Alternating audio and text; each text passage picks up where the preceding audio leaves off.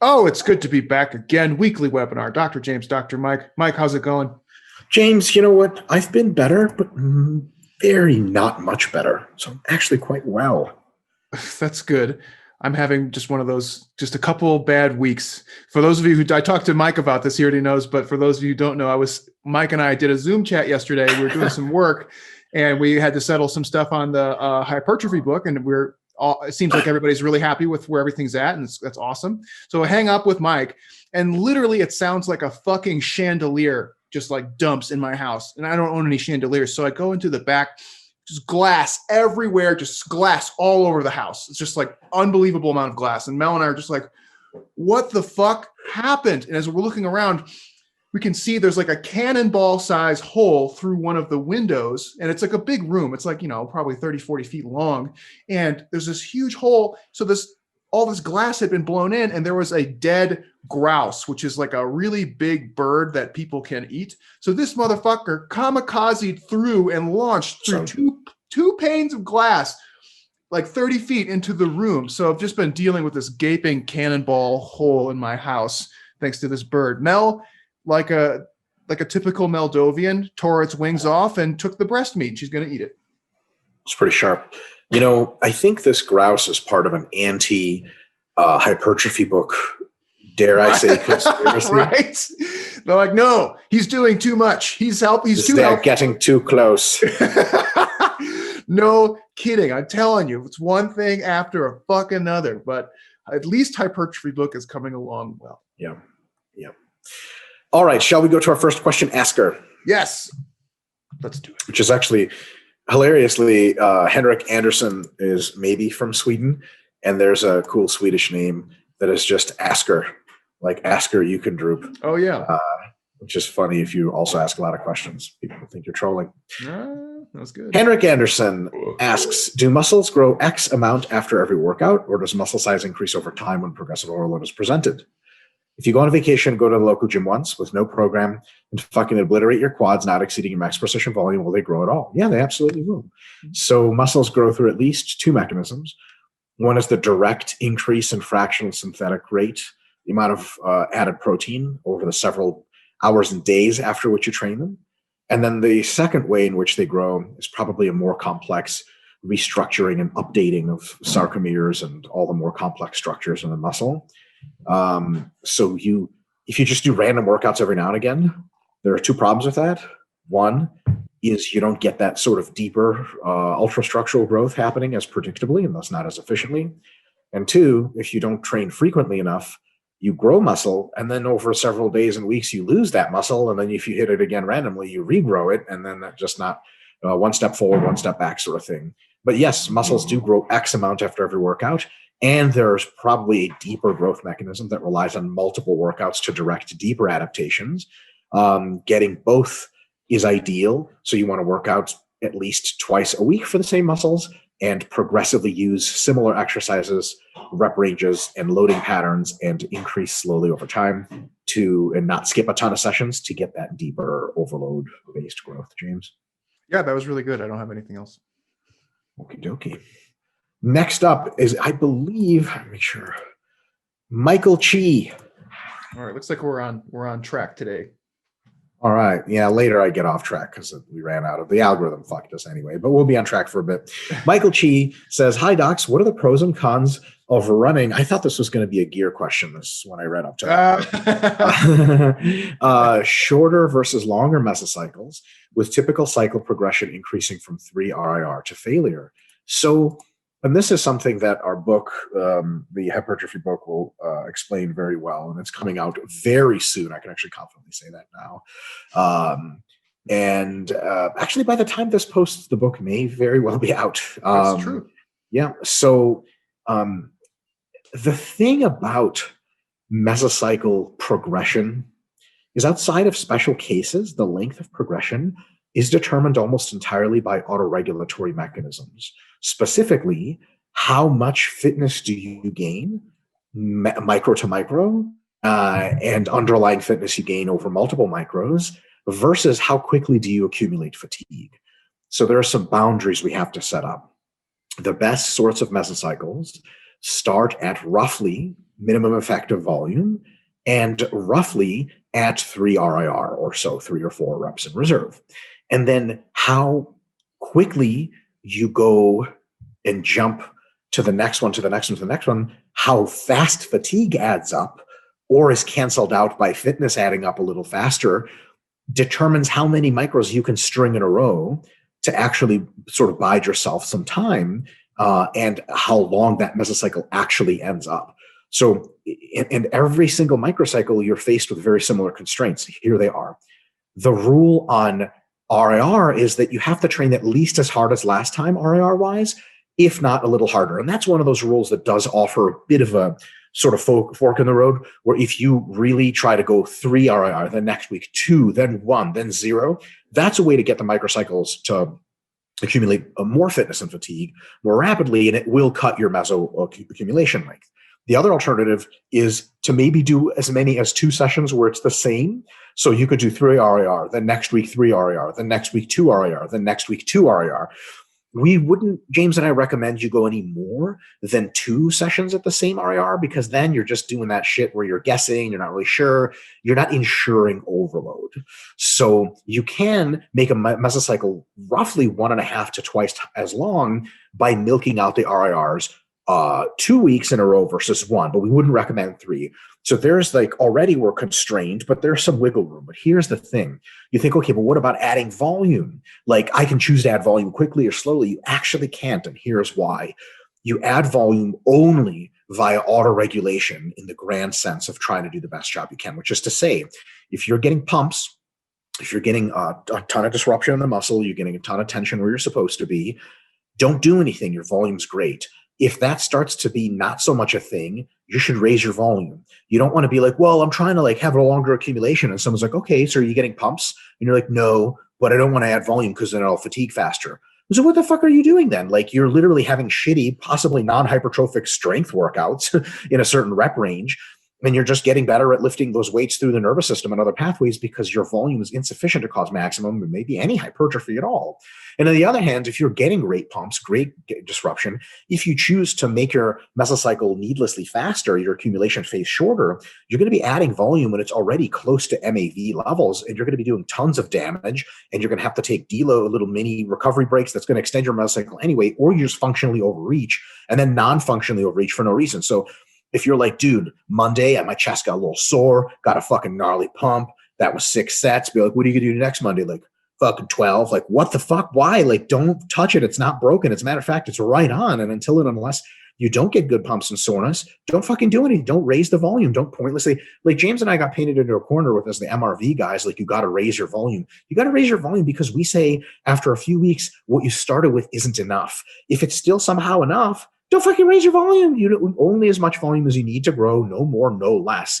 So as you can see with that auto-regulation approach, you really don't have a ton of choice as to how quickly to add your volume. That's auto-regulatorily essentially described for you already. You just have to make the right choices.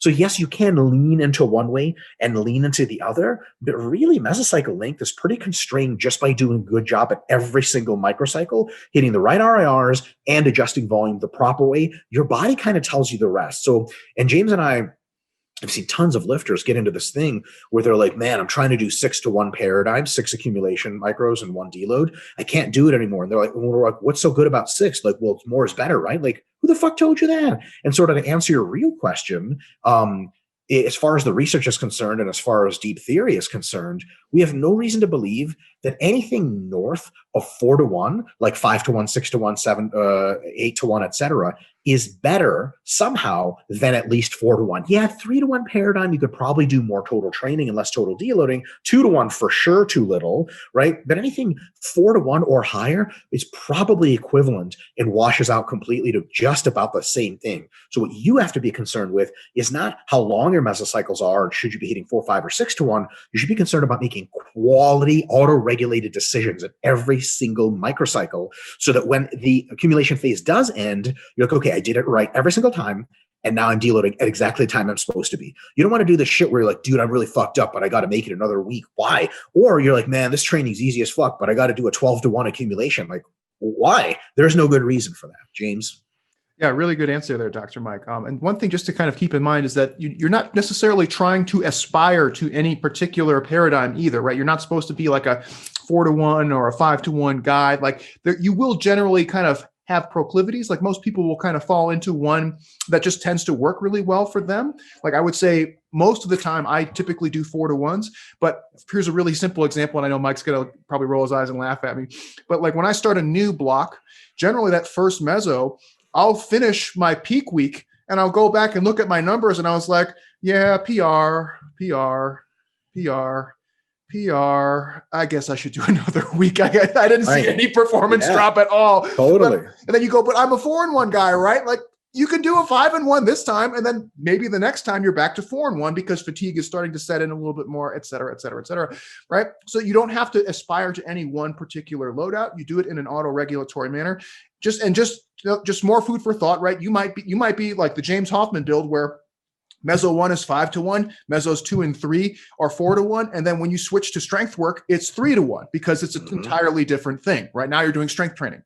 3-to-1 works a little bit better in that case for me. So the point is to not to pigeonhole yourself into any one of these loadouts, to do it in an auto-regulated manner. And if you're looking at your numbers and you get to your peak week and everything's still going up, you have a hard case to make that you have to cut it off. If you do see like performance starting to drop, especially like maybe you had a good first set and all the rest of them are kind of going down, like, yeah, that makes sense. Time to call it a day, deload, and you're probably in a good spot. Yeah. I think it's worth pointing this out. There are special circumstances and sort of it's time to make a decision type of circumstances that have a variance of +1 or -1 microcycle. Like if you have a good plan and 16-week diet, you're stepping on stage or you're going on vacation, you're getting photos done, and that means you're doing, let's say, basically like 5-to-1 micro and then 2 4-to-1, 5-to-1 meso and then 2 4-to-1 mesos because that's 16 weeks. That's your plan and it's a good plan. If you're a little more fatigued than you should be, and you have maybe half a week or a week left, you can grind it out. That's totally fine. Or if you're not quite nearly as fatigued as you should be, but if you take your deload right now, it'll really set you up for a great peak and you won't have to deload awkwardly in the middle of a meso. That's totally fine to do. But remember, those are the adjustments made around the core principle of doing it right and having good autoregulation. So a lot of people say, well, what about in this case? Doesn't this cancel out the principal design? No, the principal design is the baseline. And then sometimes you have to make these kind of like, James, what do they call it in football? Like audible calls. Like, okay, like we just got to do this right now. And it's not perfect, but it's perfect for the situation.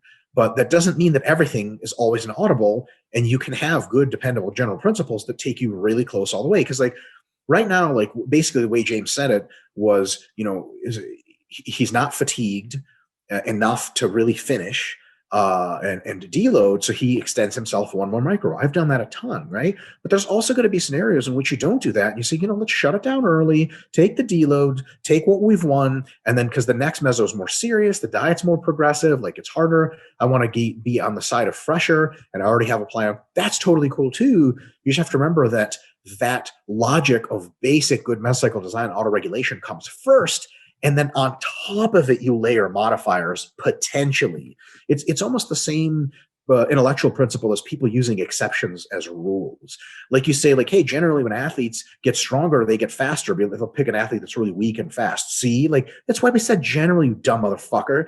And if we didn't think that I don't even know how you would begin to train people. Like there's I just hate it when people eschew principles altogether and they're like, well, it all depends on the situation. Like, yeah, does it though? It doesn't all depend. It very rarely depends. And when it does, you got to make adjustments. But that doesn't mean that everything's all adjustments all the time. Mostly you go off of general principles.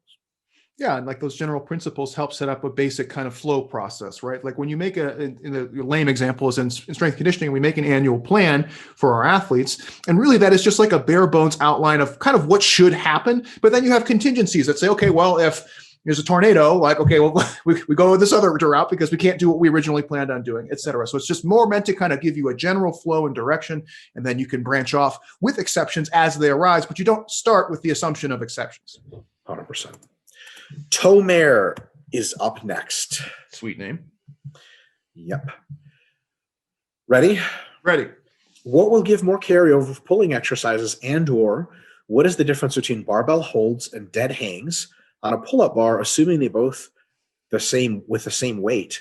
Is barbell hold stretches more the traps while dead hang stretches more the lats? Yes. And as I know, weighted stretch causes hypertrophy. Responded. Hypertrophic Also, responses, maybe? Oh, yeah. Okay. Yeah. Hypertrophic responses. Yeah. Perfect, James. Also, what about forearms tension between the two? So, this is actually pretty easy question to answer. What will give more carryover for pulling exercises between barbell holds and dead hangs? Well, it depends on which pulling exercises. For bent rows, barbell holds, because that's the position it's more specific.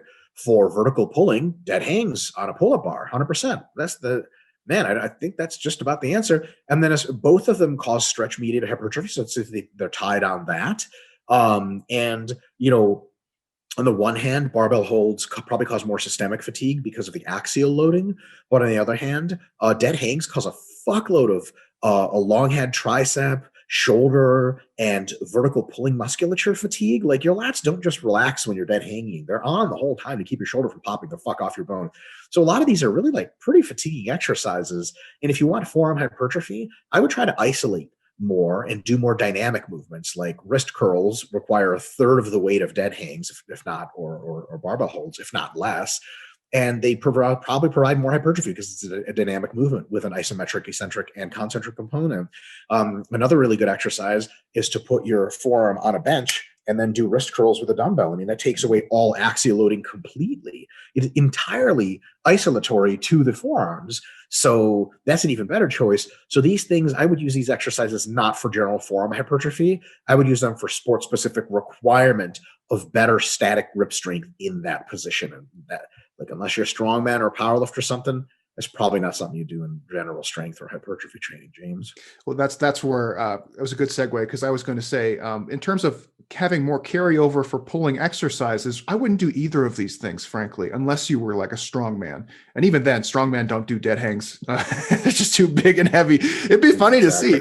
I would say like the ones that are going to have the best carryover are just lighter versions and variations of the movements that you want to get good at, right? So if you want to get a stronger bent row, like you can do some like cable rows or some dumbbell rows or some light bent rows. If you want to get better at vertical pulling, do some pull downs, do some like cable lat shrugs, stuff like that. Like those are going to just have exponentially more carryover into those movements than these ones in particular. And as Mike said, they're just, for strength and hypertrophy, they're just not great. It's okay if it's something specific that you need to practice, like a skill or a sporting type thing, and that's fine. If not, I would just do lighter versions of those the movements that you want to get good at. All right, next up is Lorenzo Vrolik. Nice. He asks, has your selfish desire for symbolic immortality been the driving factor for these videos, with views accumulated by thousands of souls and ornament to be displayed? This reminds me Dr. of Mike's Christmas tree is like all the viewers amazing. from the YouTube channel. Right. That's like reminds me of Dolph Lundgren in Universal Soldier with Jean-Claude Van Damme, where he had a necklace of people's ears. And they are not souls. Yeah. So let's do James, let's do one of our little just forgot about that. Let's do a little Mike and James style ferreting into the actuality of something like that. This is what James, you guys want a preview of what James and I do when we hang out with each other in real life? This is much of the conversation.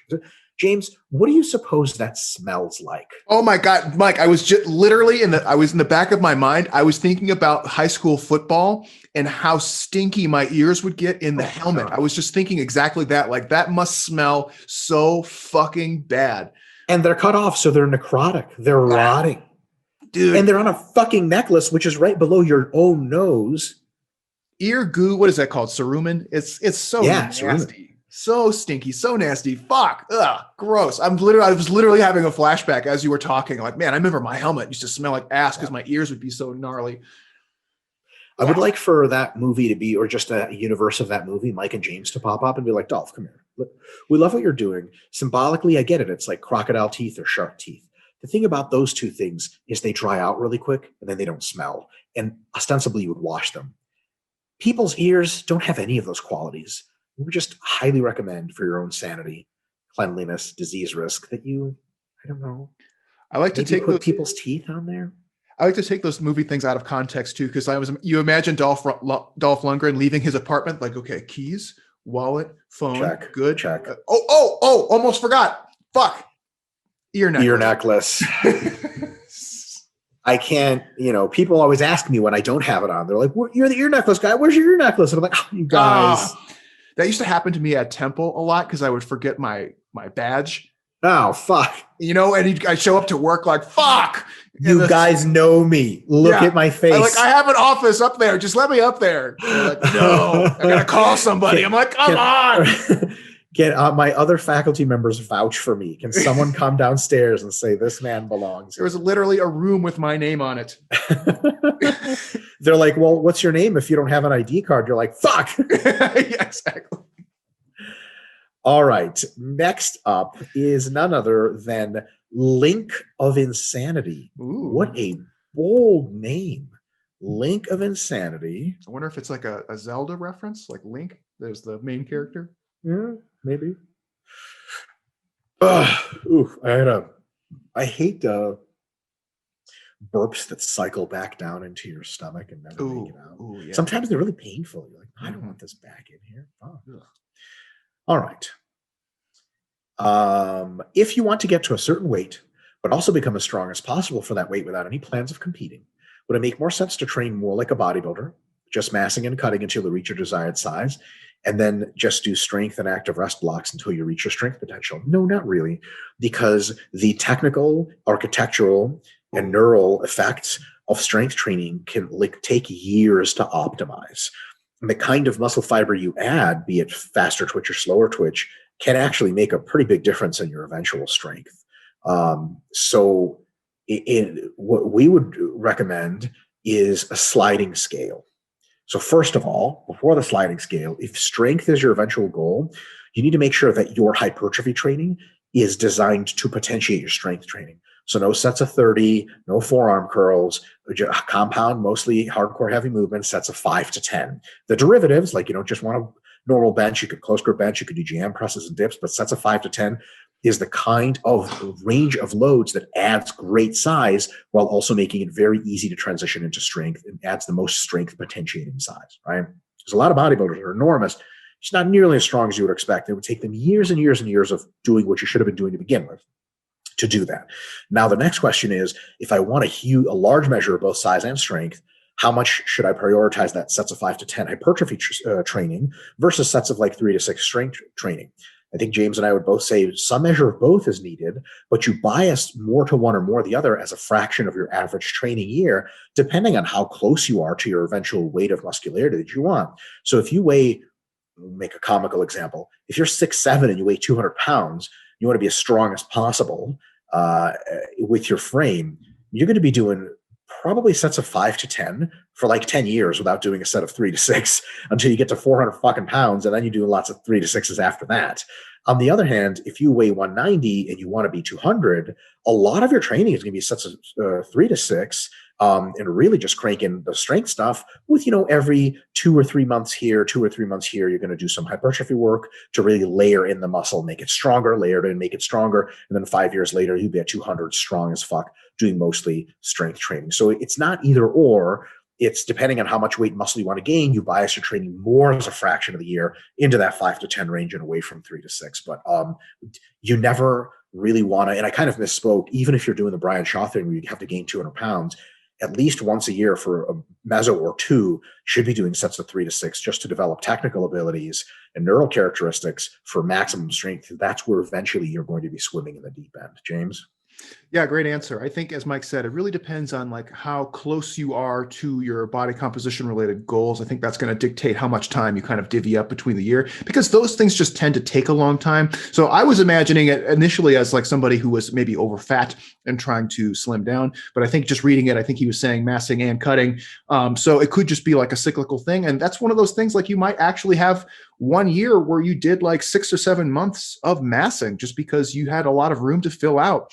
And the rest of the year, the rest of your training year, had only a small fraction of strength training, but then the next year you might find yourself doing more strength training because you're happy with where you are muscularity wise, et cetera. So you don't have to have like a perfectly even split, or you don't have to have like a perfect like linear process of like, okay, I'm going to mass cut, and then I'm going to do strength. It's just, you kind of play it by ear depending on where you are in terms of body composition. What I wouldn't do, and Mike already said this, was to just go all in on the body comp stuff and never do the strength stuff. That would probably be a big mistake.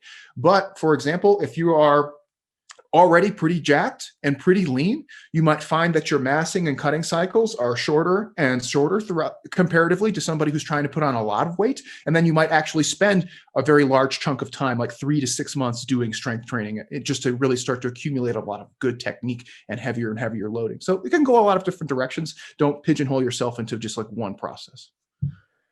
100%. All right.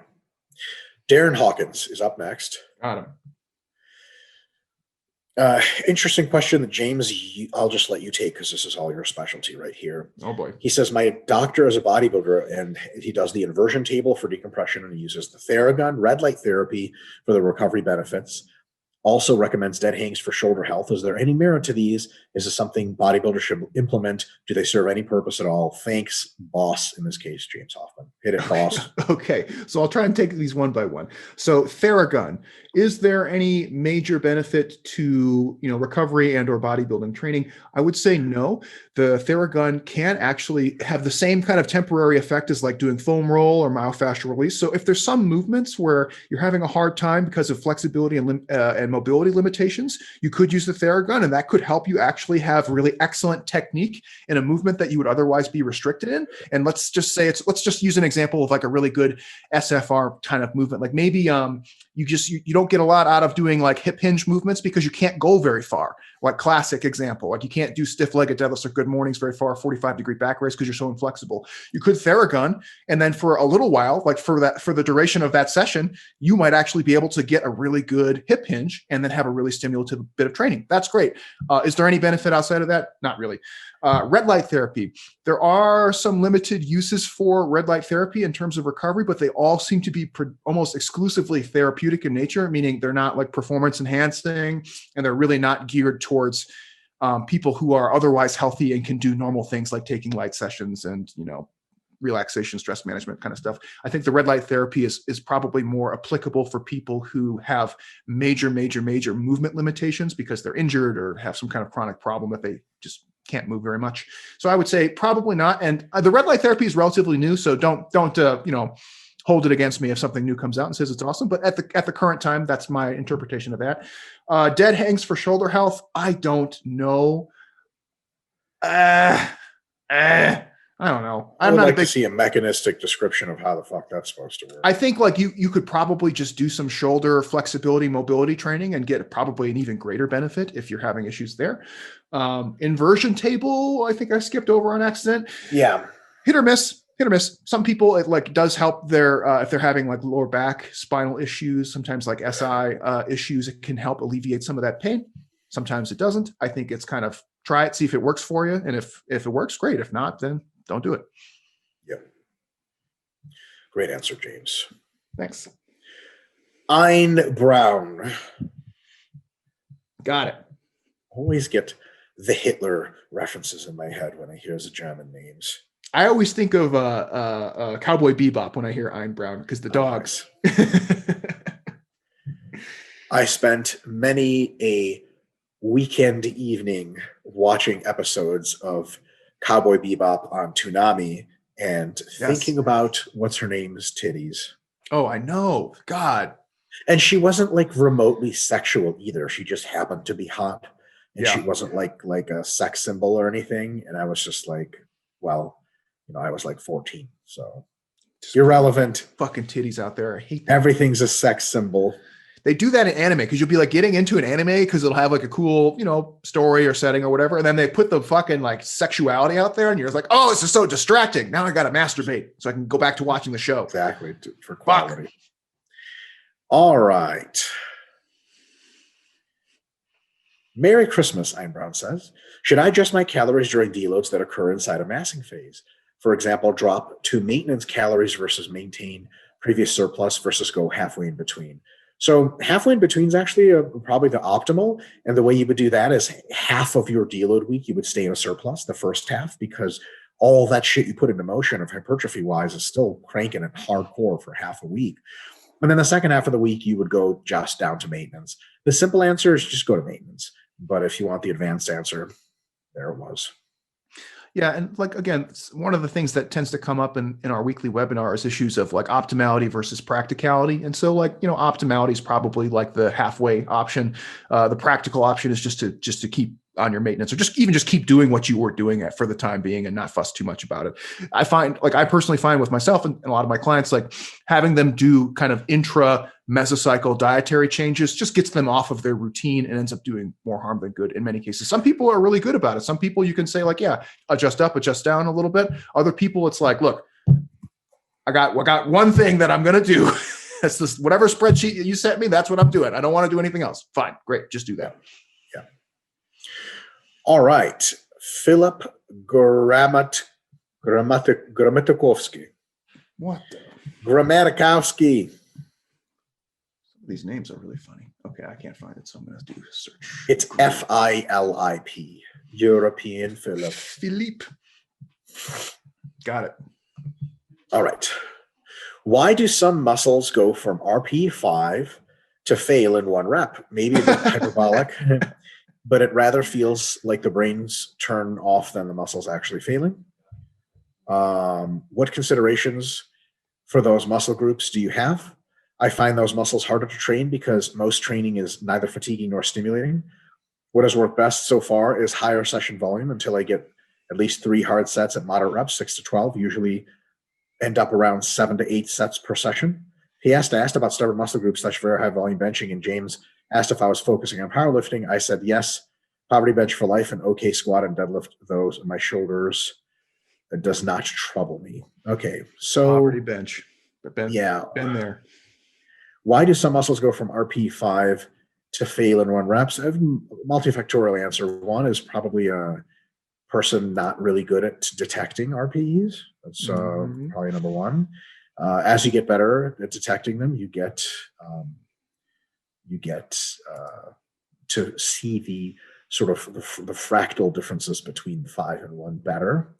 Some muscles are innervated in such a way, or essentially not so much innervated, but the central nervous system that controls them fundamentally is sort of built in such a way, and or their fiber type is such, probably more faster twitch on average, that they just give out really quick. So what you have to do is just know that those are your muscles. Do your best to try to hit the RPEs that you have to, and go from there, and auto-regulate as needed for more volume. At the end of the day, it doesn't really matter what RPE you hit. The auto-regulation for volume works the same way. Like after whatever happened, you did 3 sets. Do you have a good pump? Do you feel a robust disruption to the muscle? Did you feel that the muscle is starting to lose performance and tire? If those are no, then you keep going. If they're yes, then you stop. So in some muscles, it just sneaks up faster. It's not even some muscles. It's some exercises that sneaks up faster. That's the route I was going to go. Yeah. So go ahead, James. Feel free to take it. That was literally it. I was going to say there are just some exercises, even if you are not necessarily fast twitch, where they just get you for some reason. I was thinking like, depending on how you're built and stuff, like for me, it was like deadlifts where I was like, I'm a deadlift machine. Everything's great. I'm done. Vomit. Like, yeah. And honestly, what you really want to do is, if you know that your certain exercises are like that for your certain muscles, you should get really good at knowing when you really do have like that 1 rep left in reserve. Stop there every time, but for the last week, and just put 5 or 2.5 pounds on the bar next time, and know to stop there again. So you can perfectly fine to run an entire meso at 1 RIR if you can't do any better than that. If the next one's either 5 RIR or 0 RIR, 1 RIR is pretty unequivocal. Like, you got 1 rep left. You should get really good at finding out when that's the case, and then stopping there.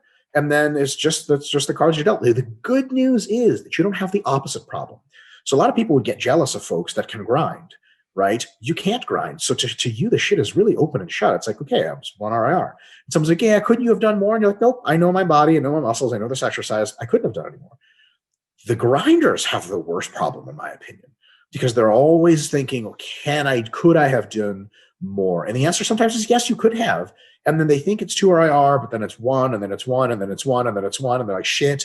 Or, they grind, and then it sneaks up on them. So because you can't grind, it actually simplifies training to a significant extent.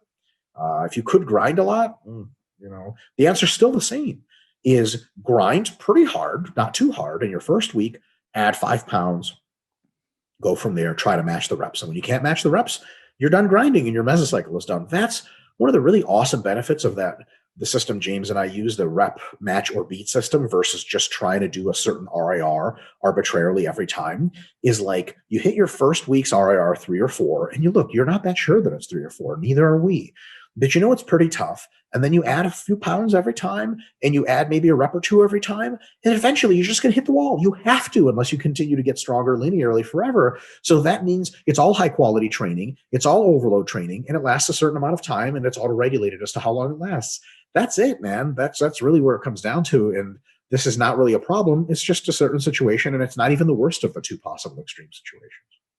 Yeah, and I think that this is one of the big benefits that some machines have over free weights, where often you can use really small weight increments and there's not as much opportunity for your technique to be really efficient and kind of break down in such a way that causes this type of problem. I know, like for me, like if you're doing like low bar squats, as soon as you have one bad rep, it just feels like you're done. You're just like, oh, no, yep.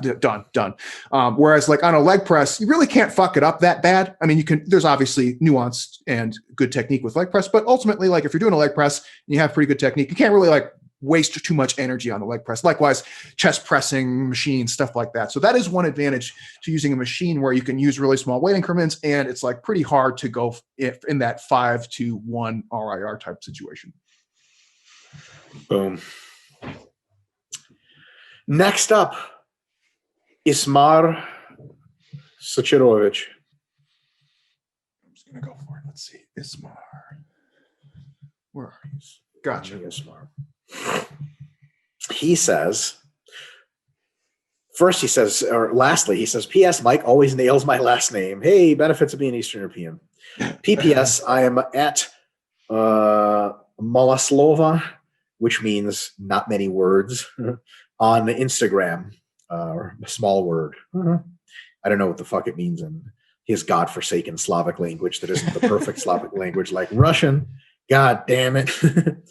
By the way, like the hillbillies in America that think America's always right, fucking Europeans, Mexicans, and everyone isn't as good as us. Russians, the average Russian is like 10 times more ethnocentric. Like if when Russians hear like Polish being spoken or Serbian, they're like, whoa, it's like messed up version of our language. And it's like, maybe yours is a messed up version of theirs, you dumb asshole. But Russians are great. Jacob literally did that to me once. We were watching UFC, and it was one of the Dagestani fighters. He was like, dude, this guy is such a chachamachla. I was like, what is that? He was like, it means like hillbilly guy who lives in the mountain. 100%. But that guy really is a hillbilly guy. All right. Chachol, by the way, is the word for that. Oh, I was actually close. Yeah. I just made some shit up. Yeah, it's pretty racist. But again, Russians have no problem with it, and neither do they, really. Because being insulted by a Russian is kind of like the joke's on that guy. Right. Like the people in the south of Russia who live in the villages, they have good lives, strong families, and a continual will to live with purpose that Russians don't. So they're kind of like, oh, Russian insulted me. What are you going to go do? Be an alcoholic? Ooh, damn it. Ooh. Also, their food is better than ours. So we eat their food and nobody eats Russian food. Like true Northern Russian food is fucking dog shit. I know you guys are going to lose it. Next webinar, I know we're going to get comments like, oh, have you ever had XYZ? Yes, I've had it all. It's not that good. There's a couple good Russian foods. Caviar is a fine food. Anyway. We're going to have some Russian food soon. You guys come visit. Woo! It's going to be fun. The dogs are going to try to eat all the food, aren't they? They're pretty good about, like, we never give them anything. So they're actually pretty good. They don't really pester us for food too much. Low, on the other hand. Oh, yeah. Watch Crystal because she's going to feed the dogs. Yeah, I've got my eye on her. The dogs also vomit a lot. Like they have really sensitive stomachs. Yeah, the wolfies. Oh God! Every morning, like 5 a.m., they're like, blah. Jesus Christ, that's like a cat. I haven't slept for like had a solid sleep for like 6 months at this point. Fucking you'll be right when you guys have kids. It'll be easy because you'll be like, this is nothing compared. This is nothing to dogs. Me. Yeah. All right. Ismar Suchirovich says, what are your thoughts on adding a new high rep exercises at the end of a meso? Example for one session. Week 1, 3 sets. Week 2, 4 sets. I assume it's all the same exercise. Week 3, 5 sets. Week 4, 5 sets plus 1 metabolite. Oh, I see where. Yep. Okay. Metabolite-ish set. And then week 5, 5 sets plus 2 metabolite sets. And I assume that's on a different exercise. I have done exactly this, and it ends up just being a huge waste of time. Can you dig in a little bit more, James? Yeah. So it's one of these like it's kind of like some people like to use the term finisher, like something to kind of like finish the workout really hard, right? So that's kind of the same idea. You do like a metabolite thing to kind of finish out the workout. What you end up finding is that it's like impossible to track and to tell what it is you're doing, if anything. It's really ripe with false positives because you could be having like a really stimulative, great session doing, for example, 5 to 10 reps. And then everything might be going really good. And then you just do a metabolite thing at the end and you get a big pump just because you're doing high reps and it's different from what you were doing. And you kind of get like a false what we call a type 1 error, false positive. And you're like, wow, this is so much better than what I was doing before. I should do more of this. When in reality, maybe the 5 to 10, bench press that you were doing was actually just banging in terms of raw stimulus magnitude, maybe even SFR. And you're just kind of, this other thing just makes you feel a little more pumped because you did higher reps, et cetera. So generally what I would find is that it's hard to track. It's hard to know if you're making any progress. And since it's done at the end of a workout, it's very hard to tell if you are making any progress at all, because as you're indicating, you're already adding sets on the front end. So now it's like, whatever happens on the back end just kind of falls wherever it is. So it's kind of hard to know if you're making progress. And then the ultimate kind of the thing that really sunk in for me was like, why am I doing this? And not just more of the things that I know was already going really well. So if I have gas in the tank to do this shit, I probably have gas in the tank to do the meat and potatoes, more of the meat and potatoes of my workout. And that was kind of the big epiphany for me on that. So I have tried it.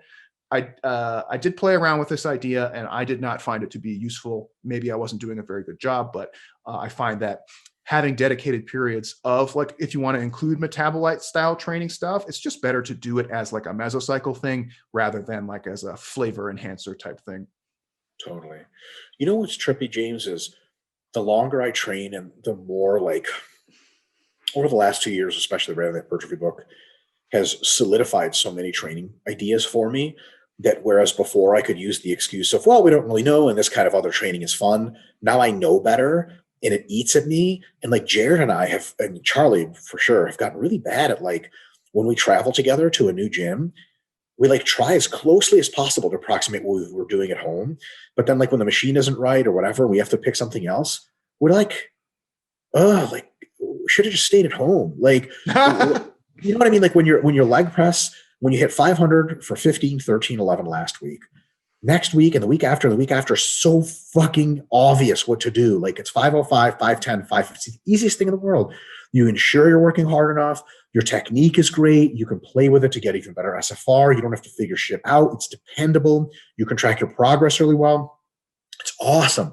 But like you travel and there's a different leg extension or hack squat, you have to go this awkward phase of figuring out your stances. Like Jared and I did a pretty cool video where him and I trained and did legs last Friday, and it was super hardcore workout and all that shit. But like for the hack squat, especially, it was kind of a weird hack squat, like pretty unusual because the plate is adjustable, and we had to like move our feet like 6 times and the plate 3 times during warmups to get like a decent hit. In my last set was the best because I finally figured out where my feet were supposed to go. And I was like, people say like, I love going to new gyms and trying out new equipment. I also do, but it's bittersweet now where it used to just be sweet. Yeah. Because now like I'm so locked into the movements I'm doing. I'm so high stimulus to fatigue ratio that when I have to travel and alter things, I'm kind of like, this is fun and all, but I know that I would just rather have the consistency, you know? For sure. I still fall into that trap, and I always allow myself a little bit of experimentation room in my mesocycle. So I love going to a new gym, and if I see a piece of equipment that I've never used, or Totally. I'll try it. Now, if it kind of fits within whatever I was doing for that day, I'll give it a go. I remember when I was in Philly not too long ago, they had one of the glute bridge machines where you put the seatbelt on, and I was like, oh, I haven't done that one before. I'll give that one a go. Just to give it a try. It's, and I thought it was lame, but whatever. Belt squat was another great one. We were on the road in Australia. I've been seeing the belt squat, and we came across one, and I was like, oh, why don't I try that? Turns out it was great. So it is good to try these things, but like Mike said, it ends up throwing a big wrench into everything because you are already dialed in with whatever it is that you're doing. So for me, that issue is like kind of a food for thought for later kind of thing. And then maybe if you can fit it into your next block or next meso, great. If not, oh well. Yeah. And people say, okay, but how does this work at home? Like the question is asking, like, exactly, metabolite, I could add it at home and I could have a dependable machine. But like, so for example, one of our leg workouts here in Las Vegas is we do some kind of hip hinge, usually high bar good morning, or a stiff legged deadlift, depending on the mesocycle, or a lying leg curl. And then we do this baller selectorized hack squat that we have, which is just like pure sex to your quads. And then after, Jared will do Smith machine squat and I'll do free weight squat. And like, I could do 2 sets of free weight squat and do like a set of lunges or a set of leg extension drop set, or we have all kinds of cool machines. But I'm so tuned in to that high bar squat after pre-exhausting with a hack squat. There is nothing better I could possibly do for my quads as far as stimulus to fatigue ratio than a third set of the very squats I am now unreal potentiated for. James, you do a couple sets of squats, especially if you pre-exhaust with like leg extensions, leg press, and you feel everything in your quads. You're completely upright, and every rep, especially when you hit the deep crease part, is just fucking your quads up. I have weak ass quads. I can't do pre-exhaust. Right.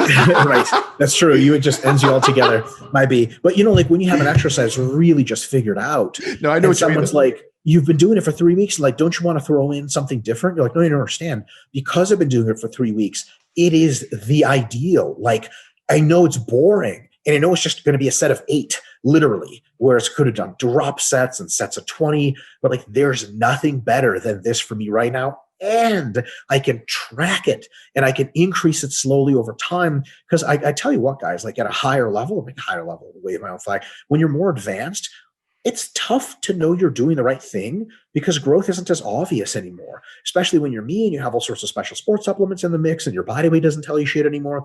You have to standardize everything you can so that you can have these, albeit small indicators of, okay, I'm making progress. Like my skull crushers went up with the same strict technique by like 20 pounds this last block. For sure, my triceps grew. There's just no other way. I'm already really good at the Smith machine skull crushers. It wasn't a neural thing.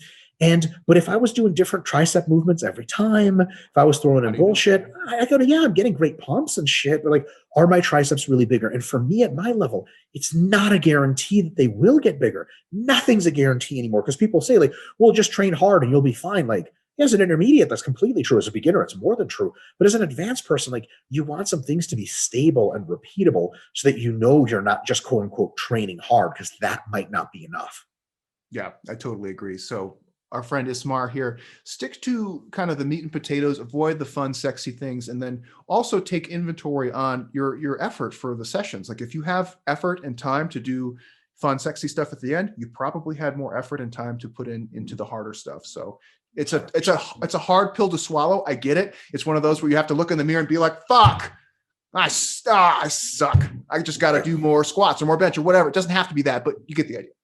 Yeah. And if you pick good stimulus to fatigue ratio exercises to begin with, you won't want to leave them. Why wouldn't I want to squat? I love it. It's fucking awesome for me. If James is doing like super deep leg extensions on a good machine, there is nothing better. So like people are like, do you want to do lunges instead? He'd be like, no. Like, it's not that I'm bored. It's that this next set is going to fuck me better than anything else possibly could. Where am I? And especially because you're already warmed up for it. So that's another real quick thing while we're beating this to death is like, you have these exercises that you're getting really, really good at, and you're throwing in a third one, like a couple more sets of the regulars are going to be so on the money because you're so greased into them now. Like Why would you do a random new exercise? Because there's a good chance that exercise is going to go great SFR, it's awesome. But there's also a good chance that you do a set and you're like, and someone's like, what do you think, chest? And you're like, I don't know, man. My shoulder joints kind of hurt. I should have just done another set of fucking dumbbell press because I just did 3. Why did we switch the exercise? And this is a knock. And this will be in the book. James and I have on a lot of what bodybuilders do, which is like 5 or 6 exercises per session and 1 to 2 work sets per exercise. Oh, right. It's like, what are you doing? Once I'm on the incline bench, sets 3, 4, and 5 feel better than sets 1 and 2. Like I'm grooved in. I don't want to move. Also, you got to unrack all those weights, re-rack, re-warm up for another fuck all that shit. Once you have your shit figured out, up to 5, and James and I will say in the book, 5 to 7 sets is really totally fine and close to ideal for staying on a fucking machine. That's it. Yeah. And one last point, we've belabored this one a little bit. In the other direction, actually, the last time Mike and I went to Thailand for some fun times, we went to a gym and Mike was like, all right, you want to work out? I was like, yeah, let's do a workout together. And I think Mike was going to do like 4-ish sets of leg curl machine. And since I've been working out at home, I don't have that. And I can only do hip hinge at home. So he's like, all right, let's do 4 sets. And I was like, bro, I'm going to do like 1 set and I'm going to be overreached, but I have like an ego problem. So I'm going to do 2 sets just to call it 2. And sure enough, 2 sets like fucked me into oblivion because it is such a good SFR movement for me. I just don't do them because I have limitations of home gym stuff, right? Same idea. So like another thing of when you see new fun things, like you have to, it really does just become overly disruptive if you just change up what you normally do. 100%. At that point, it might've just been better for me to just do more good mornings or something. So I could have 100%. Kept a routine. Yeah. All right. Last question. It turns out, James, that once now, so it's Elliot Ifraimov, if you want to look at that. It's kind of exactly the same question as was already asked, unfortunately. What does it mean when muscles go from perfect to failure in the space of 1 rep? For example, say, set of, we can answer this real quick and just actually we'll pick another one. Or James, you can pick another one in the interim. Say a set of pullovers, the target is 15, and when you reach 14, it's just as good and identical difficulty as reps 5 to 10, but then rep 15 is complete failure. We can't even do full range anymore. But that's a really good thing. That leaves, like we said in the other answer, that basically the same question, it leaves a lot of ambiguity out. Like, when you're pretty close to failure or at failure, then you can just stop at 14 next week and just do like 2.5 more pounds or something. So, I mean, that's just somehow some muscles fail. The pullover specifically, most machines are designed with 1 ultra mega obvious sticking point. And you get through that shit or you do not get through that shit. So there's no grinding through some sticking points. It's just not going to happen. And that's okay. And that's okay. Look, the other alternative would be probably worse, where you could just grind, and you never know what failure is. So just know when that rep is coming up, stop 1 short of it, and then just put more weight on the bar. James, did you pick anyone else? I did pick one. It's not the like spiciest question in the world, but I feel like you're going to have a strong opinion on it. So that's why I picked it. Oh boy. All right. Who is it? IVDIV, IVDIV. Yeah, I was going to say what? So he asks, maximize my screen. Oh, go ahead, James. So he asks, hi docs, I was wondering if there is any merit to doing barbell hack squats if you don't have access to a hack squat machine. So as we all know, Dr. Mike loves him some hack squats. So we're trying to figure out if Dr. Mike, and I'll chime in too, but I'm curious as to what Dr. Mike's opinion on the barbell hack squat variation is. You sure can pick them, James. We can preface by saying like everybody has their own SFRs, right? I just want to hear what Mike's 100%. Opinion on it is. IVDIV, this is absolutely not a knock on you whatsoever. James and I seem to make that caveat a whole lot when answering questions, which is nonetheless true.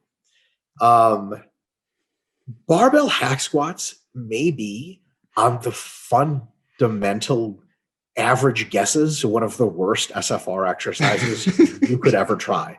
It's like someone's like, what's the SFR for quads if you run into a fire hydrant just with your dick?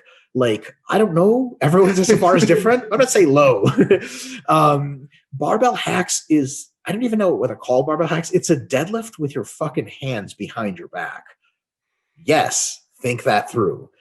It does leverage your knees forward, but it's always and everywhere. Unless you have weird dinosaur arms, it's always and everywhere a real partial range of motion exercise. Not only, but it gets better. It is limited by your grip, which is awful. And then it's also incredibly axially fatiguing and also very uncomfortable and unstable. I mean, it has pretty much everything going against it that you could think of.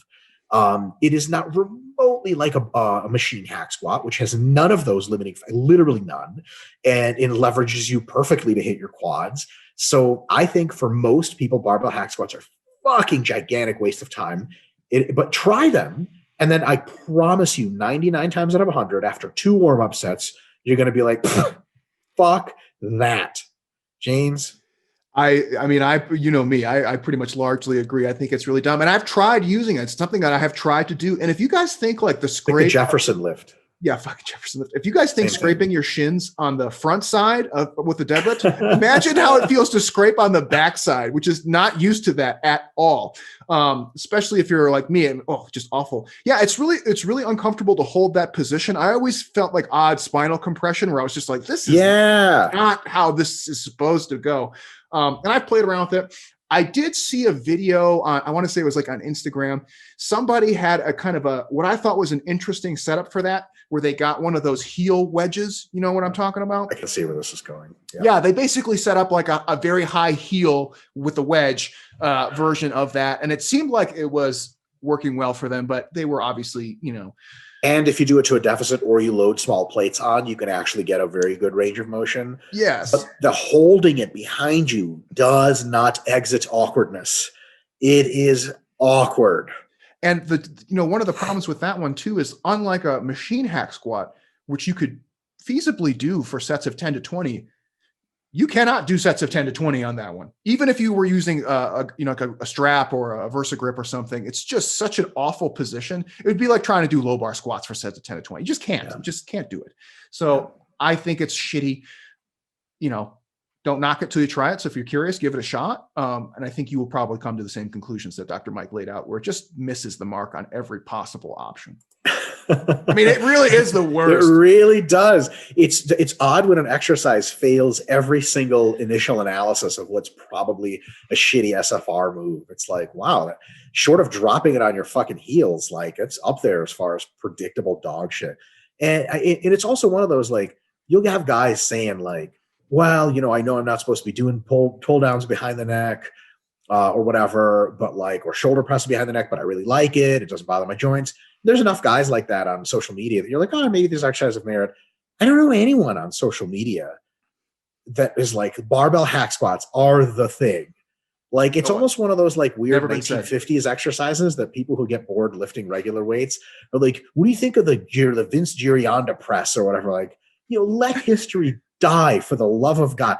What do you think of the Russian T-34 tank in World War II? It was fine for World War II. Today, it's awful. Like, same with all those other exercises. It's like literally like machines were invented to do a better job. So, well, that was satisfying because I knew you would have something to say about that. For sure. You sure picked it. Is that it for today? That's it. All right, guys.